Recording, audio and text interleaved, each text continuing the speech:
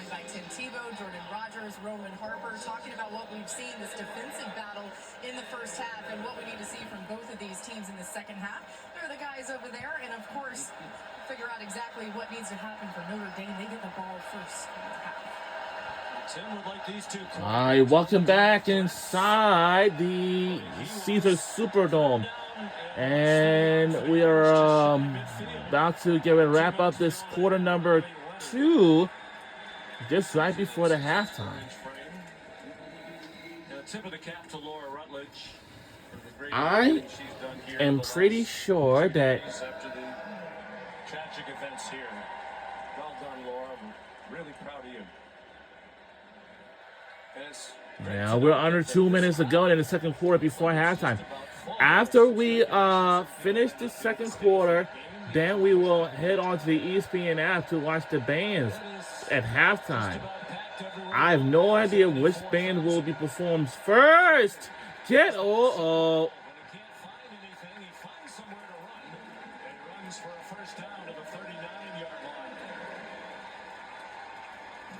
is one of the few times that Georgia's not been very responsible for the rush lanes, which allows Riley Leonard to just take off right up the middle. You see the Red Sea part, you take off and go get what you can get, and that's first down. We have no idea what team's going up. And it's incomplete. Ha! The transfer from Clemson, who's their leading receiver. Our goal is to win the game against Notre Dame, Fighting Irish. If we win this game, then we'll head on for the Capital One Orange Bowl down there in Miami Gardens, Florida, live from the. To soften them up a little bit. Probably not quite in field goal range. Jeter has a strong leg. Like, what are you? There's a completion of Mitchell Evans, dragged down near the line to gain by Smile Munden. But now, none of our teams did not use a timeout at all. Shows you exactly where Mitchell Evans went down, and they gave him the first down. I think that's a good call. Yeah, now that is. Jeez. What are you doing? The first sack of the day for Georgia. And a timeout called by Notre Dame. And there's a timeout that's called by Notre Dame. And this is a critical error right here. You got movement all the way across, and Smile Munden comes around Nias Williams, who blocks up inside on Allen. Leonard runs right into it. You cannot take a sack in that scenario. You're in field goal range. A sack knocks you out. You have to anticipate pressure from the opposing defense. Riley Leonard's played way too much football. And we're under a minute to go in the second quarter before halftime. It's like all bands is just to get ready to perform on the field as this second quarter ends. Senior, missed 4 games this year with a foot injury. Been a big part of their successes in recent years. I know. Georgia defense that hasn't put up the same kind of numbers. And many have asked, has there been a drop-off? Kirby Smart told us he thinks a lot of the stats on both sides of their football are a result of the fact they've played the toughest schedule in the country. The schedule has a lot to do with it, but they also have had to deal with a lot of guys that have been in and out of the lineup from time to time. Smile Munden being one of them there, middle linebacker. I would say 2nd and 21, but Notre Dame Fighting Irish, they don't know what they're going to do, but They've probably taken themselves out of field goal range. out of. Riley Leonard heeding Greg's advice to try to get it back in field goal range, and he does for the 10-yard run to the 30-yard line.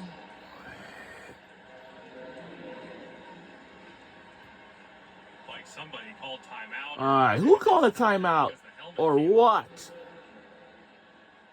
Xavier McLeod's helmet came off for Georgia. The officials have stopped the clock for the moment as they confer about that. They're going to potentially assess a 10-second runoff because the clock had to stop for the player to get out. Due to the helmet runoff by the defense, the 10-second subtraction has been declined by Notre Dame. Clock will start on the snap. Which is a break for Notre Dame. Because it would have been a running clock. They are able to preserve some time. Still 2 timeouts. Now back to And our team didn't use any of our timeouts either. That's good to know. From Georgia trying to knock you out of field goal range. So the answers from Riley Leonard. Well, for Notre Dame, I don't know how their performance will be, but our team for Georgia is tough than ever. Here we go. And no good. It is incomplete. Sound tells me, well, this game is, I know it's fun, physical, but it's a struggling start for both of our teams. So I know Notre Dame Fighting Irish, they're one of my favorite teams. And especially for the women's basketball team, their team is absolutely tough.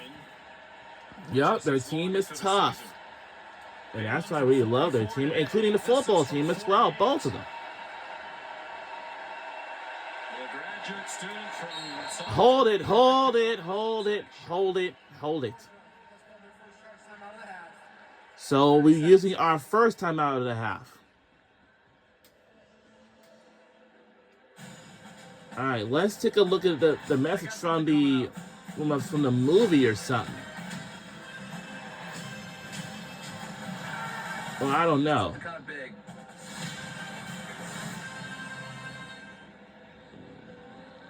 No, that's kind of quick trailer about something. Jeter, graduate of South Carolina.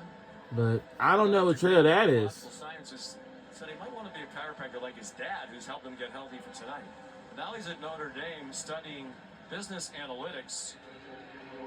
Jeter family here, nervous.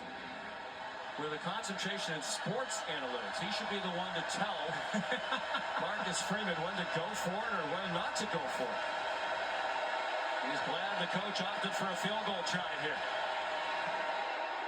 All right, now is the field goal. Now the field goal is good for Notre Dame. So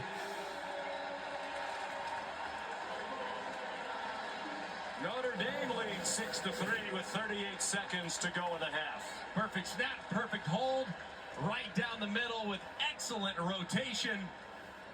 Marcus Freeman, you gotta love the story of a young man like Mitch Jeter, who throughout the course of his career had been so good at South Carolina, one of the top players in the portal, transfers to Notre Dame, gets hurt, and has persevered through that injury, and his family looking on has to be so proud, understanding everything that he went through to get back onto the field and successful.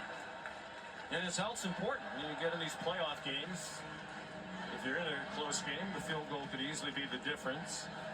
Well, there haven't been a lot of close games so far in the 7 previous games played in this college football playoff. 6 of them decided by double figures. The only single-digit win was I wonder if the bands have made it their way or what. Overtime against Arizona State. Some other trends in that on-campus first-round action. The home team won all 4. And in this quarterfinal round, the teams that have the bye, the 3 conference champions who've played so far, have all lost. Georgia hoping that's not a 4-for-4 sweep. Well, normally, if Carson Beck was under center, you know that Georgia's going to go into overdrive here in a 2 minutes to try to steal some points. Based on how Stockton's played in the first half, and I might get aggressive here. Great throw on the in-breaking route, moving the pocket, finding a hitch to the outside. Accurate throw, and then how about this beauty? To Arian Smith, one of the fastest receivers in the sport, sees the matchup, sees squad coverage, perfectly thrown to the outside for a big gain. He's been very All right, we gotta hurry up because we got under 30 seconds to go, maybe near under 30 seconds to go before halftime or whatever. Oh! And who had it? It looks like Notre Dame have it, and they do! Oh, boy. Similar play on which Beck got hurt. Stockton winding up to throw and had his arm hit.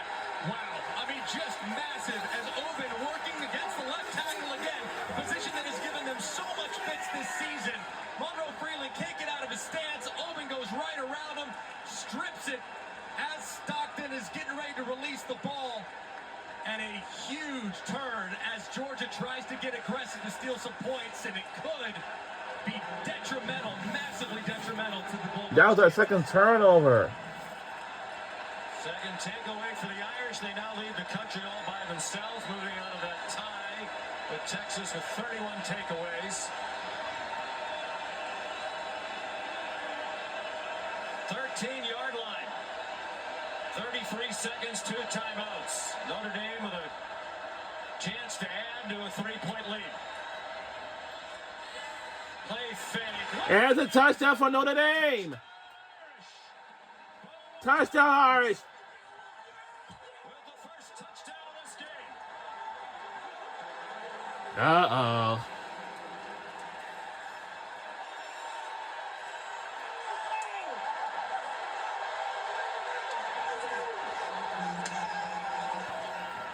Wow.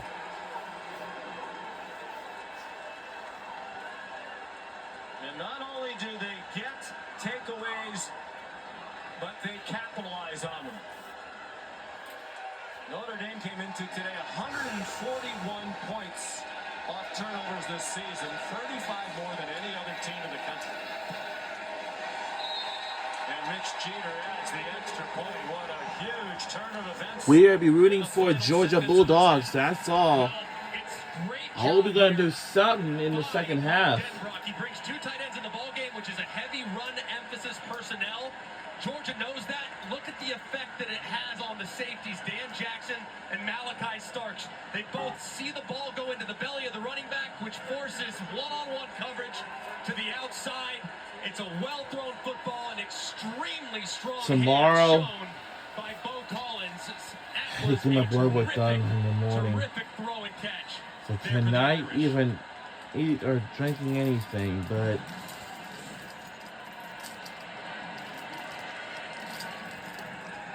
Capitalizing on the turnover. 10 points in the last 11 seconds. They have struggled to move the ball for much of the half.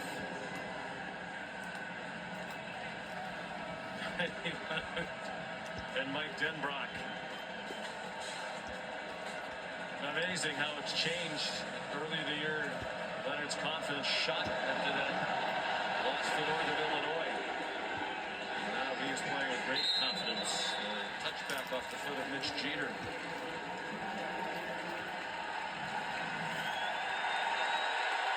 There's the number we spoke of earlier. A huge part of their success. They take the ball away, and when they do, they score. Just tremendous job there by the defensive front. Now that's the 3rd sack. They've gotten home, forced a couple fumbles. They've hopped on one there to give their offense a chance, and the veteran group offensively pays it off with 7 points.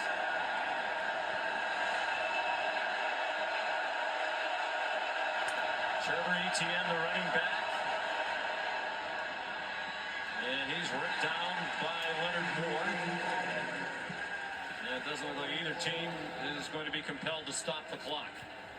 One saving grace as Carson Beck looks on for Georgia is that they've been in this situation before. They've trailed in 9 games this year.